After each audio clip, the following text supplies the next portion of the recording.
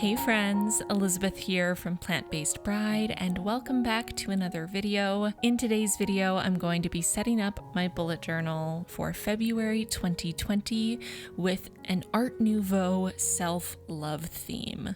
Today's video is kindly sponsored by Skillshare. I'll talk about them more at the end of the video, but for now, let's jump right into the planning. If you're not incredibly familiar with art movements in the late 19th century and early 20th century, you may not know the difference between Art Deco and Art Nouveau off the top of your head. Art Deco, which is the style I've been using for my spreads for all of 2020 so far, was a style of art and art movement that became popular in the early 20th century, especially in the 1920s, whereas Art Nouveau was an earlier art style that came into popularity at the end of the 19th century. Art Nouveau is a lot more elaborate and flowy and naturalistic than Art Deco. Art Deco is a lot more structured, a lot more pattern-based, a lot more straight lines or repetitive geometric shapes. For my quote page, I wanted to create a pretty classic Art Nouveau style frame on the page with my quote in the center. So I'm using my Pentel Gold gel pen. This is the same gel pen I've used in my other setups so far this year.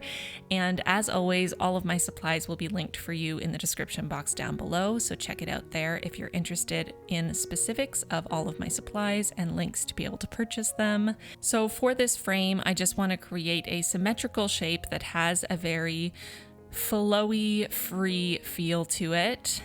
And the quote I chose to use was actually a suggestion from a patron, and it's an Oscar Wilde quote that is, "To love oneself is the beginning of a lifelong romance," which I felt was just absolutely perfect for a self-love theme. I know February is often associated with love and romance, and I thought it might be fun to flip that concept on its head a little bit this time around and to do a theme focused on self-love and self-appreciation, because I feel like all of us can use a little more self-love in our lives, even if we have romantic partners, and I am very happily married, but it's also nice to spend time loving yourself.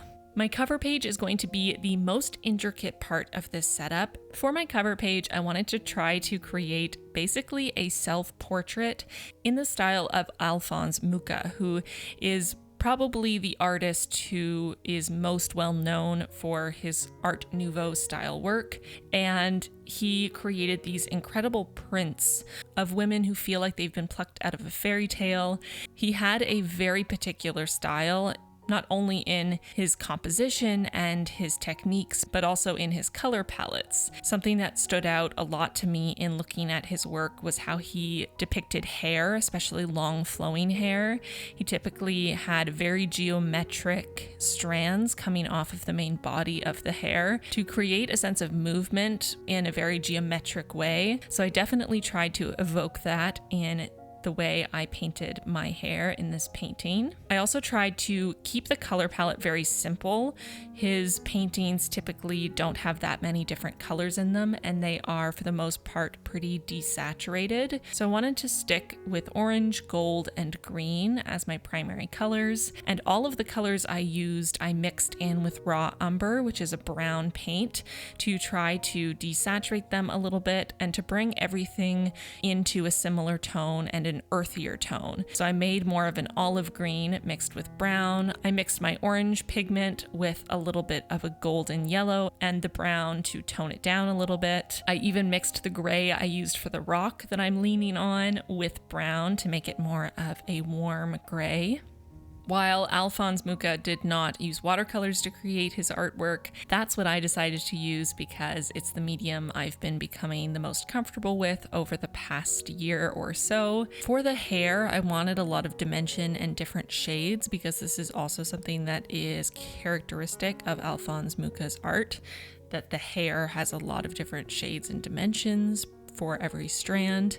So I used some of the orange from my palette. I used some of the sort of mustardy yellow from my palette. I also mixed those two colors together. I mixed in raw umber in different percentages. I tried to have some darker areas, more pigmented areas, and more washed out watery areas, just to get a lot of different shades and highlights and lowlights in the hair. I did a similar thing with the dress. I decided I wanted to be wearing an olive green, very drapey gown, again in sort of the style of garb that the women in his paintings would wear.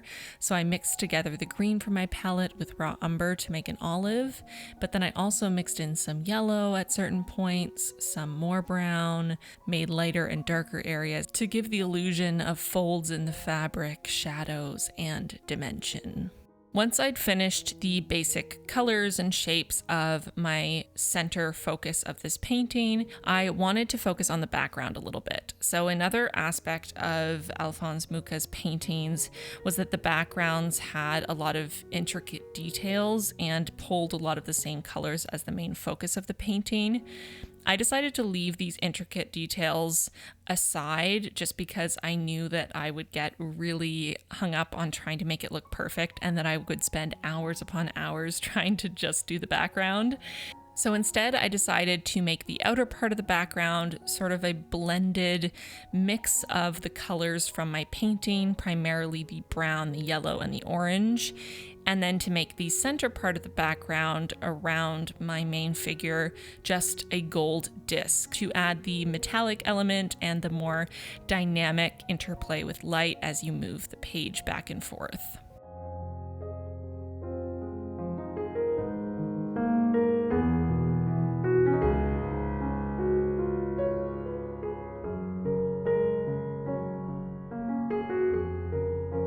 So once I drew out all of the gold areas with my gel pen on both of these spreads and let the gel pen completely dry, I went in with my gold watercolor to just give them a little topper.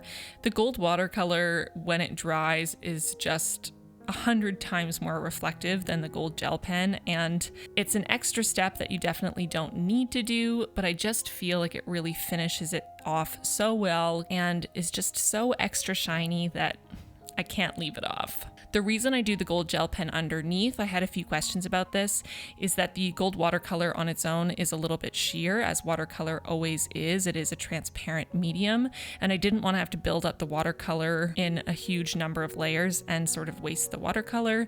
So I decided instead to use the gold gel pen as the base to help hide the transparency of the watercolor, since the gold gel pen is a lot more affordable than the gold watercolor. Plus, I find it easier to do more intricate details, to write letters using a pen than I do using a brush, so it just makes sense for me to start with a gel pen.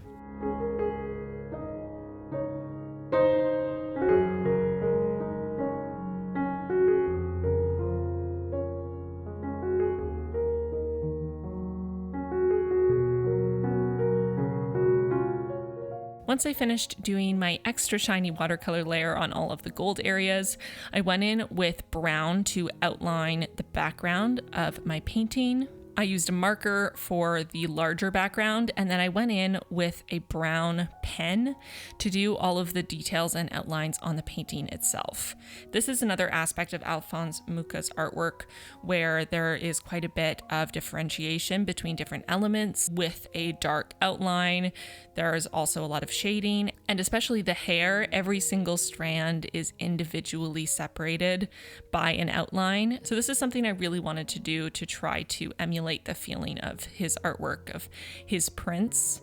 And it's not something I would necessarily typically do when I do a watercolor painting, but I did really love how bold it made the painting in the end, especially the hair, because I find hair incredibly hard to draw or paint. And while this is obviously a very artistic, geometric take on hair, I did think it ended up looking pretty cool.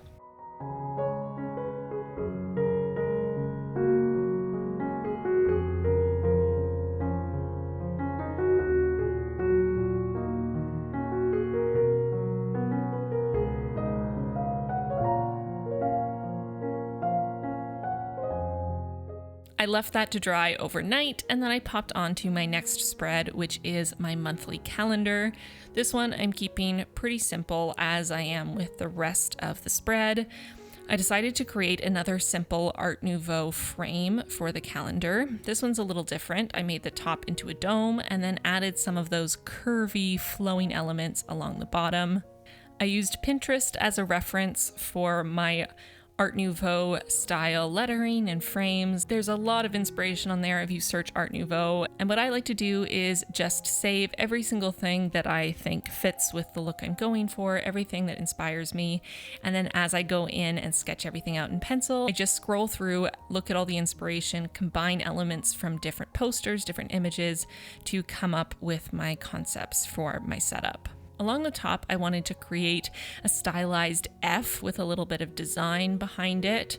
This is something I saw a little bit in some Art Nouveau inspired graphic design, where letters would sort of have their own boxes with some flowing elements behind them. I again tried to keep it relatively simple. You can go really, really over the top with the intricate details with Art Nouveau, but I didn't want to overburden myself or make too much work for myself, so I tried to keep things pretty simple while still getting the idea across.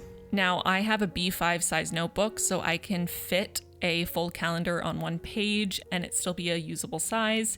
If you're using an A5 size notebook, which is more typical, you may struggle a little bit to fit everything into one page.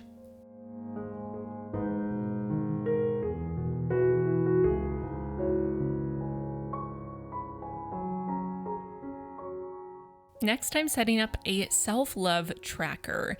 For this month, I wanted to create a tracker. I guess it's kind of like a habit tracker, but it's just a place for me to come to every day to remind myself that I should be doing at least one thing that encourages self-love every single day. So I picked a bunch of things that for me help me to love myself, to take care of myself in a positive way.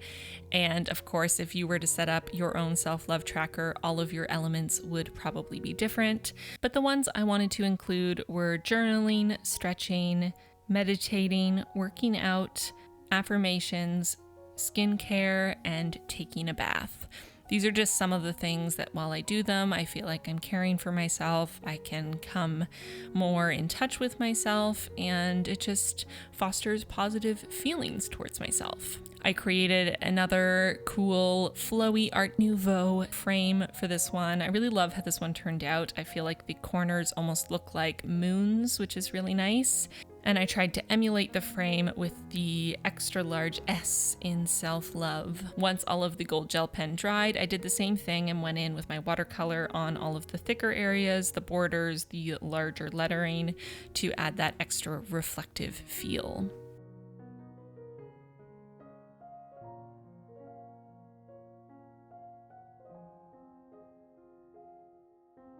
Moving on to the final spread of this setup, which is my first weekly spread.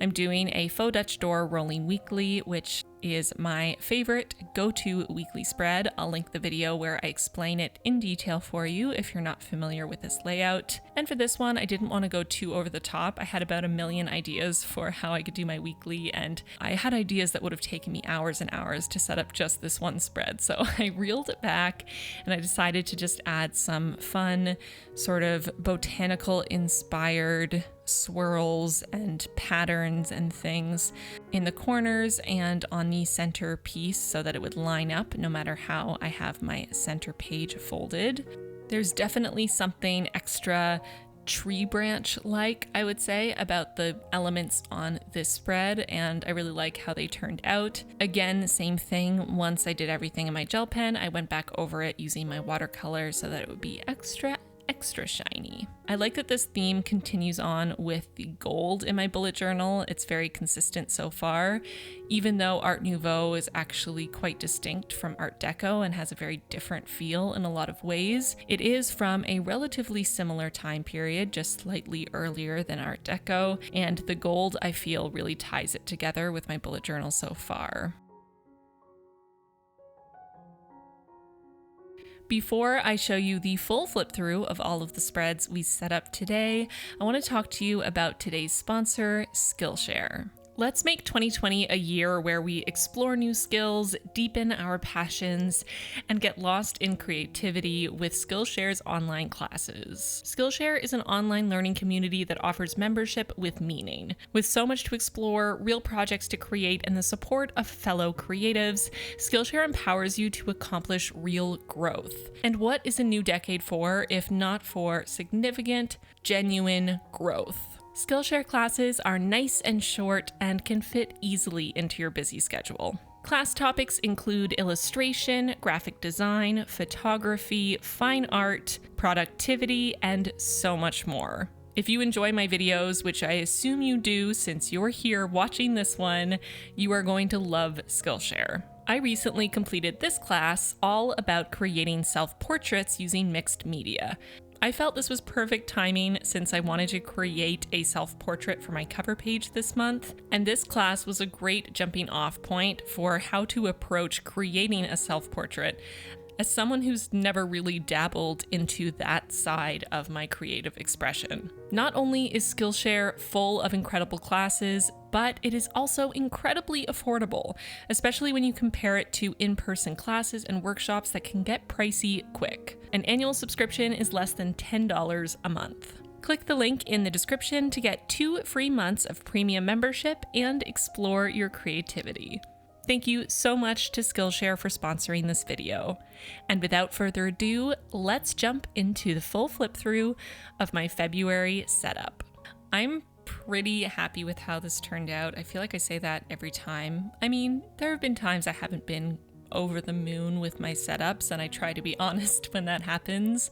But this one honestly turned out pretty much as I had dreamed, which is amazing because I procrastinated filming this setup for a good 3 days because I was just so nervous about trying to make this happen. I wasn't sure if I had the skill set needed to bring my vision to reality, especially with the cover page, with trying to create my own art in the style of Alphonse Mucha, not even using his techniques and his mediums, but using watercolor and trying to do it in my bullet journal. I just kept having doubts and wondering if maybe I was in over my head, but I just love how everything turned out. I love that the cover page is so vibrant and intricate, even though everything is within a very limited color scheme and actually quite toned down from the brown, and that everything else is just very simple and gold and understated as much as it still has that Art Nouveau intricacy to it.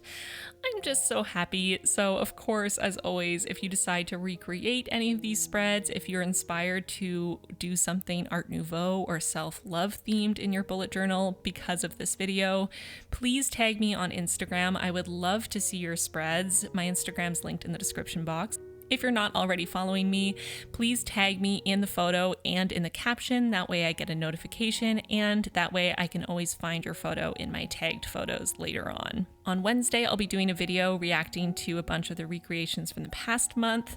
This is something I did during Plantmas and a lot of you enjoyed, so I thought I might bring it back and see how it goes. I, of course, can't react to every single recreation, but I will go through a bunch of them and let you know my thoughts. So be sure to tag me if you want the chance to be featured in one of my reaction videos.